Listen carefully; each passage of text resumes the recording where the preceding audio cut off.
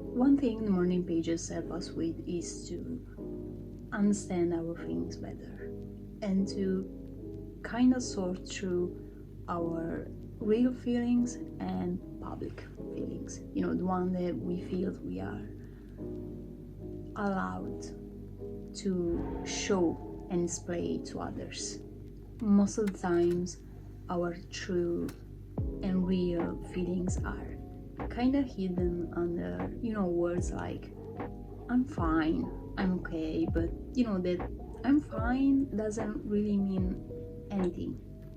That I'm fine, I'm okay kind of works like a layer, and underneath we are not really that great, we are not really that fine. Morning pages don't give us that chance to fake it, don't give us the luxury to avoid taking responsibility for how we really feel. All this writing, all these pages aim to bring to the surface our true self, realigning our values, and kind of eliminate that ambiguity that we are probably carrying with us. Obviously, as soon as we start to feel that certain people, certain situations are actually making feel us, miserable and not that great, we paradoxically don't want to change. We still try to pretend that it's fine as we try to change things.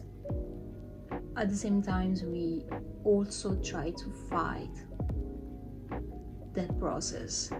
As we gain our true and creative identity back, we lose, of course, the false one we were, engaging with and sustaining. Even though it's a loss of a facade, a fake pretending self we were sustaining, it's still pretty traumatic because we don't recognize ourselves anymore.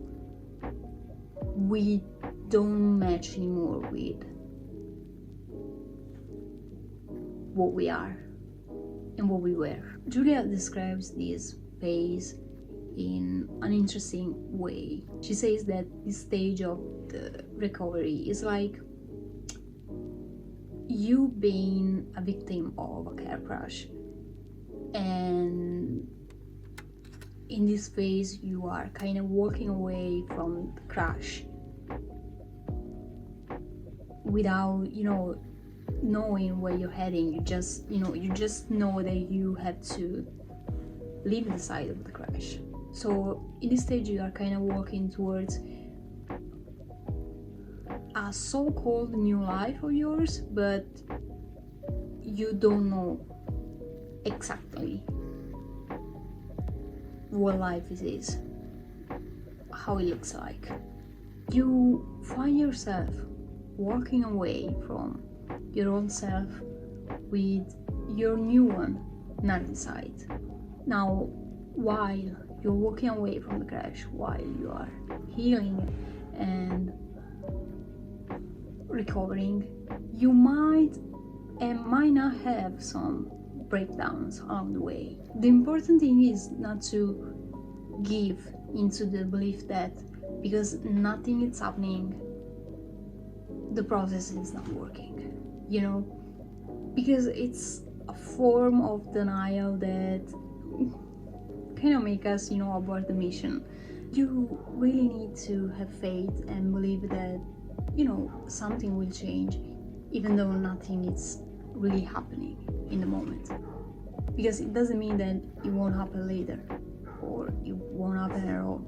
During this journey, you will also notice that your tastes, your opinions, your ideas will change, and your real identity will slowly start to reveal itself. And this whole process is like cleaning a dusty mirror, you are slowly taking away that layer of dust that was between you and your true self. In this stage, you are kind of no longer stuck you're changing, you are getting to know yourself, but at the same time you are not really sure, you don't really know where you're going. When some clarity and some sense of direction is needed, Julia suggests to do a period of reading deprivation, which is, here I think that more than a reading deprivation, what is needed is a social media detox, or at least for me. Every time I'm away, I'm off from social media, I genuinely feel better, mostly because I have the bad habit of comparing myself to others. And lately I call myself, comparing myself to people who are living a lifestyle, a life that I know deep down, and not even that deep, I just know that that's not the goal that I want to reach, that's not the lifestyle that I want, that I aim to. But still I found myself comparing my journey, my action to theirs. I found myself more than once comparing my life to people who are living a life that I don't even care about. And I was like,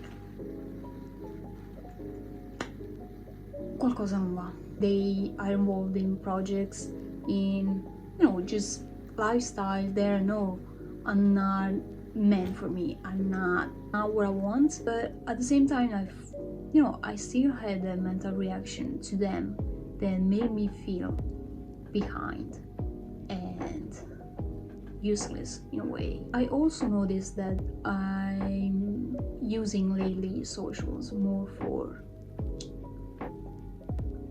kind of to numbing myself out. So lately I'm really struggling to keep myself grounded in what I do, what I'm doing, without looking at other people and what those people are doing. Staying away from social sounds like a dream. Once I stayed off social for like 6-7 months, and those were the best months of my life, I swear. Julia here, by reading deprivation, literally means that you don't have to read. It means not reading books for a while. Mostly because we often, more than once, we can hear our inner voice, our own thoughts, our own feelings, because we are chewing on other people's words, So reading deprivation was actually a task for this week. In generale gli esercizi di questa settimana sono stati abbastanza gradevoli. Non mi hanno buttato in una sorta di crisi emotiva come settimana scorsa. I really enjoyed doing these week exercises, especially 3 of them. They were really nice. The first one asked you to describe your ideal environment. You're more like a city girl, you're more like a countryside person. You had to picture your ideal place that you love to be in, and just have fun. The second and the third were a bit overwhelming, I won't lie, but they were still fun to do it.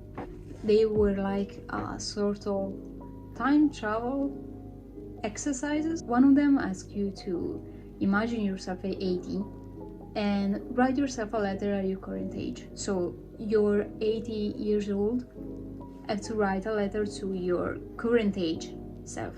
You're 80 years old, so you're, 25, 26, 28 years old self. I always had trouble picturing myself in the future. I always have hard time just making plans in a long run. Especially lately, I don't have quite, the ability to imagine myself older than where I am right now at the moment. And this could be either because every time I try to picture something, to plan something in the long run, it ended up wrapping it into something, you know, completely opposite. Or because I don't have, you know, a clear image of who I am even now, of what I want to do even now. So the mere thought of imagine myself in a future so distant feels like grasping air. Or I don't know, maybe one is triggering the other, I don't know. The other one was remembering yourself at 8 years old and do the same thing. So you're 8 years old, should write a letter to your current age self. I feel like I'm stuck between not being able to remember who I was and not being able to decide who I want to be. So I am in this limbo where I'm kind of losing my mind a bit. Questa settimana è stata tendenzialmente facile, non mi posso lamentare, è andata giù abbastanza velocemente, senza troppi intoppi, senza troppe crisi, quindi è andata bene. Forse è stata la settimana più scorrevole di tutte, quindi niente, è stata abbastanza breve questa e niente, questa era la quarta settimana, ci aggiorniamo alla quinta.